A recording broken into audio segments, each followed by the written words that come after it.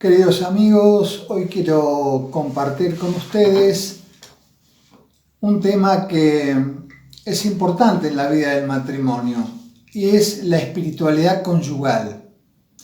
Cuando hablamos de espiritualidad, muchas veces creemos que es propio de los sacerdotes, de los religiosos, las religiosas, que viven una espiritualidad, incluso una espiritualidad propia, con un carisma propio, y que los laicos o los esposos, no tienen una espiritualidad o tienen una espiritualidad de segunda. Y esto no es así. Realmente la vida de los matrimonios tiene una espiritualidad propia, la espiritualidad conyugal. Y acá también no podemos caer en otro error, que muchas veces creemos que lo espiritual es solo aquello del espíritu, la oración, la misa, todos los actos propios de la vida espiritual. Sin embargo, la espiritualidad es mucho más amplia. ¿Por qué? Porque la espiritualidad, la vida espiritual, se tiene que prolongar en la acción. Y la acción tiene que venir a la vida interior, podríamos decir.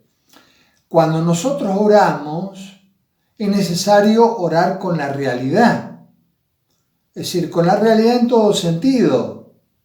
Como en esta época que oramos con una realidad muy dura, como es el coronavirus. Entonces, a la oración, a la vida interior, tenemos que traer la realidad. Y a la realidad, llevar la vida interior, llevar aquello que rezamos. Por eso que es muy importante, cuando hablamos de espiritualidad, hablar de una espiritualidad encarnada. ¿Y qué más encarnada que los esposos? Donde la espiritualidad es una vida de a dos. Por eso que quizás en el matrimonio uno puede decir, yo tengo mi propia espiritualidad, ella tiene su propia espiritualidad y cada uno ve de hacer lo mejor posible. Esto creo que no es así. ¿Por qué? Porque en primer lugar hay una espiritualidad que nace propiamente en el sacramento del matrimonio. Cuando ustedes recibieron el sacramento del matrimonio, se realizó en ustedes el vínculo matrimonial. Este vínculo matrimonial tiene que ser la fuente de la espiritualidad propia, específica de los esposos, que será un camino que nace en este vínculo cuando se realiza el sacramento del matrimonio y termina en la casa del Padre, pero como matrimonio, como cónyuges. Es una espiritualidad que tiene que crecer desde el amor conyugal, el amor recíproco, y tiene que desarrollarse a lo largo de toda la vida. No en un momento de la vida, en una etapa de la vida. Sí puede tener altos y bajos, eso es normal, pero la meta tiene que ser este amor conyugal vivido plenamente, esta espiritualidad conyugal que nace del vínculo. Y es una espiritualidad, como decíamos antes, que tiene que ir a la vida cotidiana y de la vida cotidiana volver a lo interior, podríamos decir así. También se realiza o se concreta con muchos hechos, gestos reales y concretos. Reales porque no son cosas de palabra o de ideas, sino que son reales, gestos reales. Yo hago algo que realmente puedo tocar, ver, sentir, etc., ¿no? Nadie ama por ideas, nadie ama por ideas, se ama en concreto, y se expresa. Entonces, dijimos, se inicia en el sacramento del matrimonio, generado por el vínculo, y el objetivo, podríamos decir así, que está muy claro en el libro del Génesis, cuando Dios crea al hombre y a su mujer y a la mujer, y le dice, bueno, serán una sola carne, y también en la carta a los Efesios, que recuerda la llamada de Dios a que sean una sola carne, no que se homologuen, que se confundan, sino el ser una sola carne en el amor.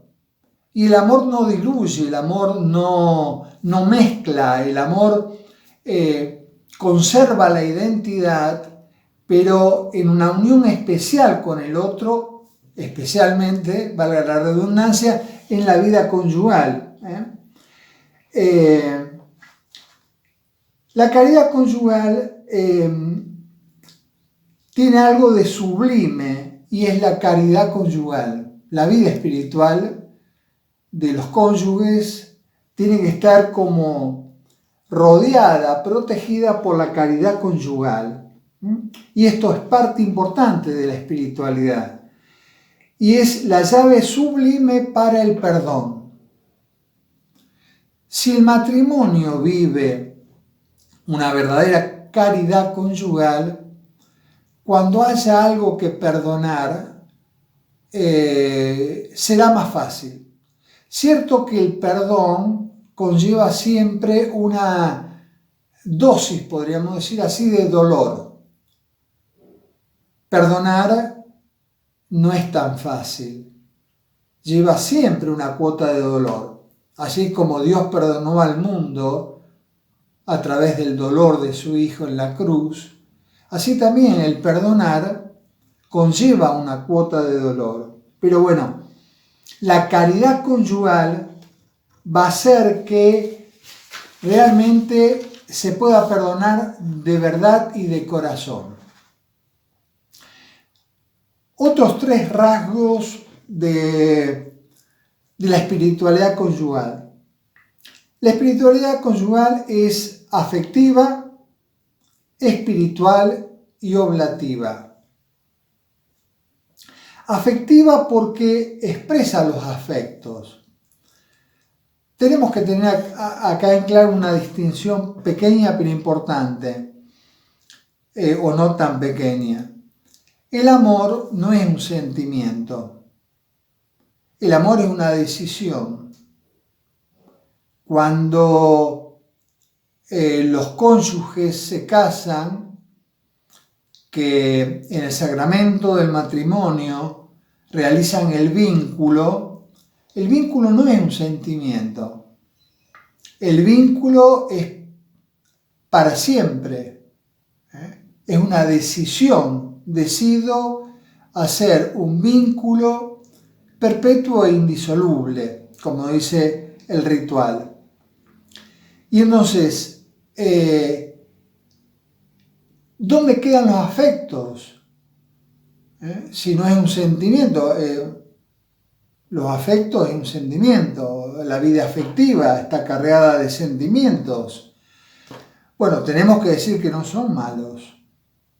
Los afectos no son malos, son incluso necesarios, porque a través de la vida afectiva sana, la vida afectiva sana, y quiero subrayarlo esto, porque hay situaciones en las que la vida afectiva o la expresión de la vida afectiva no es sana, ¿no? Pero es verdad que los afectos sanan. Cuando la vida afectiva es sana, la expresión que son los gestos afectivos muchas veces curan las heridas y sobre todo manifiestan el valor del otro. Los afectos muestran que el otro tiene valor y no es poco importante. Los afectos se expresan de una manera concreta. Siempre tienen una manera concreta de expresarse. Muy bien, esto es parte, la vida afectiva, de la espiritualidad conyugal, que no la podemos descuidar. No porque seamos muy espirituales, dejamos de tener una vida afectiva sana. También decimos que es espiritual. La mirada sobre el otro, esto quiere decir que la mirada sobre el otro no es meramente externa, no es meramente externa, sino que mira lo profundo del otro, lo que está viviendo el otro. Y esto es muy importante, porque muchas veces escuchamos decir, bueno, yo a mi esposo, a mi esposa, se dice mutuamente, ya la conozco tanto que, bueno, ya le adivino todo. Yo no creo que sea tanto así porque la vida espiritual, por ser dinámica, cada día se puede adquirir la novedad de la grandeza de Dios. Por lo tanto, se produce un cambio en todos, y especialmente en la vida conyugal. Bueno, esta mirada sobre el otro es muy importante, una mirada espiritual, donde miro no lo negativo, porque acá hay que usar la misericordia, sino veo la obra de Dios en el otro. Y esta es una espiritualidad concreta. Veo cómo el otro va viviendo la vida cotidiana con el Espíritu de Dios. Veo cómo el otro va creciendo humanamente con la gracia de Dios. Bueno, esa es la mirada espiritual, que tengo que tener sobre el cónyuge. Y también hay una mirada oblativa. ¿Qué significa oblativa? Y es la capacidad de sacrificio. El amor de Dios amó tanto al mundo que entregó la vida de su Hijo por amor y para perdonar. Entonces, cuando en la vida matrimonial haya momentos difíciles, que los hay, no se tiene que hacer juicios. Lo importante es ver al otro entregándome a mí mismo, como sacrificio, como se entregó Jesús por nosotros. El amor lleva a la entrega. Esto no significa ceguera frente a los problemas, ceguera frente a lo que el otro hizo mal. No, esto no significa una ceguera y un decir, bueno, acá no pasó nada. Significa que tengo que mirar la realidad realmente, vale la redundancia, pero también con una mirada de amor. ¿Por qué? Porque la mirada de amor, la mirada oblativa, va a dar siempre al otro la oportunidad de cambiar, la oportunidad de que esas cosas que no hacen bien al matrimonio, no hacen bien a la vida conyugal, pueda cambiar. El amor es lo que transforma, el amor es lo que cambia. Bien, por eso que también amor matrimonial, la espiritualidad conyugal, que no se queda cerrada en el matrimonio, tiene una misión muy importante. Y la misión importante es hacer visible en las cosas cotidianas el amor con que Cristo ama a la Iglesia y la Iglesia ama a Cristo. Es lo que dice la carta a los Efesios en el capítulo 5, del 25 al 33, donde le dice, bueno, marido, amen a sus esposas como Cristo amó a la Iglesia, esposas, amen a sus maridos como la Iglesia ama a Cristo, ¿no? Y después termina diciendo, el hombre dejará a su padre y a su madre para unirse a su mujer y los dos serán una sola carne, ¿no? Lo que decíamos que está en el libro del Génesis, ¿no? Esta es la misión del matrimonio, reflejar en su vida esta unidad de Cristo y la Iglesia. Sin embargo, acá vale una observación que hizo el Papa Francisco en Amoris Laetitia, cuando decía, atención, no hay que arrojar sobre las personas limitadas el tremendo peso de tener que reproducir de manera perfecta la unión que existe entre Cristo y la Iglesia. O sea, de un día para el otro no se puede realizar en plenitud esta realidad a la cual están llamados. Están llamados, todavía no llegaron, pero sí en ese camino diario de vivir la espiritualidad conyugal pueden ir reflejando esta realidad. No queda solo para el final, queda para el camino también, en la medida de la limitación, de la virtud, de lo que tenga cada uno y que cada matrimonio viva. Yo creo que esto de ser una sola carne, que es un proceso dinámico, que también tiene, primero que es un nacimiento, un crecimiento y un llegar a la madurez, ¿no? Es un proceso dinámico, en el que también naturalmente hay altos y bajos.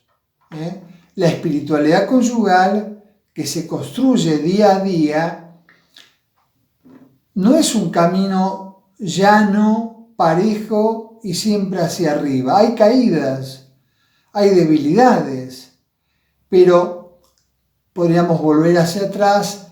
La caridad conyugal, el verdadero amor oblativo, es lo que permite al otro y permite a uno mismo salir y seguir creciendo.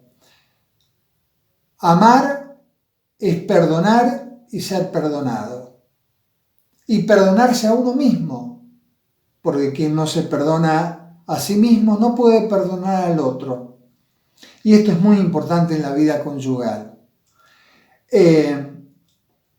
Les quería compartir brevemente una experiencia que me tocó vivir cuando fueron mis primeros años de sacerdote.